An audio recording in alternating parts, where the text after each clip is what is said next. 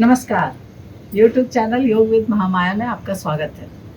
आज मैं आपको जो आजकल का लाइफ स्टाइल है उसके कारण जो परेशानियां शरीर में पैदा हो गई हैं उसके बारे में बताऊंगी और उसका उपाय बताऊंगी उसको दूर करने के।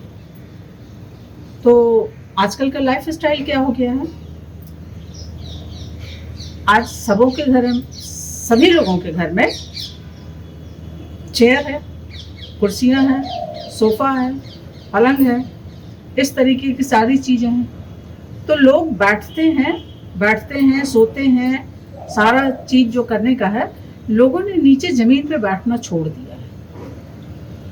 और नीचे ज़मीन पे जब पहले के लोग क्या था, नीचे ज़मीन पे बैठते थे, काम वाम करते थे, फिर उठ के जाते थे कहीं, फिर नीचे बैठ करके फिर काम वाम करना रहता था। किचन का भी स्टाइल पहले जो था वो लगभग नीचे में बैठ के काम करना रहता था और फिर लोग खड़े होते थे, पैर के बल खड़े होते थे, फिर अपना काम धाम करते रहते। तो ये नीचे बैठने उठने का क्रम उनका बराबर से बना रहता था। उसके कारण क्या होता था कि उनके ये घुटनों का एक्सरसाइज भी होते रहता था और घुटनों का जो ताकत भी बढ़ते रहता था, क्योंकि आप पैर के बल हमेशा नीचे ज़मीन पे बैठते थे और फिर उठते थे, ज़मीन पे बैठते थे, उठते थे। तो ये चीज़ें बिल्कुल आजकल छूट गई हैं। उसके कारण क्या हुआ है कि आपको घुटने की परेशानी, चलने की परेशानी लगभग एकदम महामारी की तरह हर व्यक्ति के अंदर ये चीज़ें जा रही पैदा हो रही है। 50-60 साल होते होते तक तो कोई व्यक्ति आपको नहीं मिलेगा जो घुटने से परेशान ना हो। ये स्थिति हो गई। दूसरी चीज़, हम लोगों ने आजकल ठंडा पानी, घड़े का पानी छोड़ दिया, फ्रिज का पानी पीते हैं, ठंडा पानी पीते हैं और खड़े खड़े पानी पीते हैं। ये जो हमारा सिस्टम आ गया है इसकी वजह से भी पहले के लोग पानी कैसे पीते थे आप देखेंगे, बताएं। ये देखिए, घुटने के बल बैठ के अगर आप पानी ना पिए तो कम से कम आप बैठ के तो पानी पिए। और ठंडी चीज़ें, जितना ज़्यादा से ज़्यादा ठंडा चीज़ आप अगर लीवर में, पेट में डालते हैं ये नुकसान करता है। ज़्यादा से ज़्यादा ठंडा चीज़ आप खाना कम करें तो ये आपके लिए फ़ायदेमंद होगा। तो ठंडा पानी फ्रिज की जगह आप घड़ा रखें और घड़े का पानी पिए।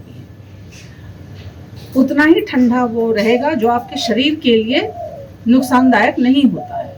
ज़रूरत से ज़्यादा ठंडा जब आप डालते हैं तो ये तो जठराग्नि है ना, ये अग्नि की तरह जब प्रज्वलित रहती है, इसका आंच उसका धीमा होता है, लेकिन ये अग्नि की तरह जब ये चलते रहता है तो फायदेमंद होता है। ठंडी चीज़ों से परहेज करें। कभी भी पानी खड़े होकर ना पिए, पानी बैठ के पिए। और कुछ घुटनों का एक्सरसाइज, घुटनों को मजबूती प्रदान करने के लिए आप क्या करें, ये साधारण से वही उपाय, नीचे में बैठना उठना 2-3 आसन बता दे रही हूँ। ये इसकी वजह से आप देखेंगे कि आपके शरीर में बहुत ही ये जो परेशानियां हो जाती हैं वो दूर हो जाएंगी।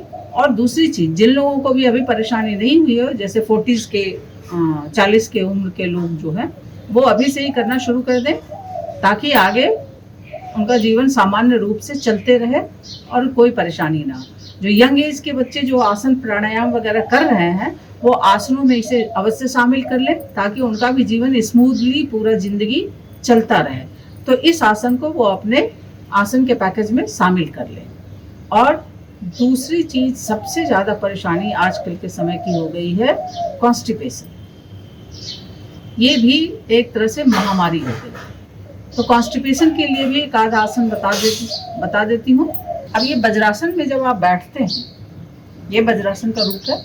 अगर आप नहीं बैठ पाते हैं, वज्रासन का अभ्यास कैसे करें। वज्रासन में अगर आप नहीं बैठ पाते हैं, दिक्कत होती है, तो जहाँ ऐसे आप बैठे, आपको परेशानी जहाँ हुई, 1 सेकंड बाद, 2 सेकंड बाद, 3 सेकंड बाद जब भी परेशानी पैदा हुई तो आप इसे पैरों को खोल लें, फिर आराम कर लिया, पैरों को आराम दे दिया और उसके बाद फिर से बैठ लें। और जब परेशानी हुआ आप इसे खोल लें और फिर से वापस पैरों के ऊपर आ जाए। ऐसे करके अभ्यास बनाएं तो धीरे धीरे ये अभ्यास बन जाएगा, शरीर उसके लिए हैबिचुअल हो जाएगा। फिर आपको वज्रासन में बैठने में कोई परेशानी नहीं होगी। तो ये वज्रासन में आप जब बैठते हैं, इसके बाद आपको अपने पैरों के बल एकदम बिल्कुल टोज पे, चंगुल पे खड़े होना, इसका अभ्यास करें। वज्रासन पे आप बैठ लिए, आपने अपने शरीर का पूरा वजन ये ऐसे उठते हुए पूरा इस टोज पे डाल इस पे, और फिर उठने की कोशिश करें। ऐसा आप अपने आसन में अवश्य शामिल करें इसे। जो लोग नहीं आसन करते हैं वो भी इसे अपनाएं। ये क्रिया है आसन के साथ, तो इसके लिए बहुत ज़्यादा वार्म अप वगैरह की ज़रूरत नहीं है। आप चाहें तो वार्म अप करके भी कर सकते हैं, लेकिन अगर आप पूरे समय में आप अपने शरीर को चलते रहते हैं, चाहे कुछ काम करते रहते हैं, तो कभी भी ये चीज़ कर सकते हैं, ताकि ये आपका थोड़ा सा बनते रहे। आपका शरीर ये देखिए इस तरीके से आप फिर से देख लेते हैं। ये वज्रासन पे आप बैठे, ये आप टोज पे बैठ गए और फिर इसी टोज पे उठे। ये एक और है, आप सुखासन में बैठे, ये सुखासन में बैठे हैं आप, और कोशिश करें बिना सहारे के उठने की, ये बिना किसी सहारे के।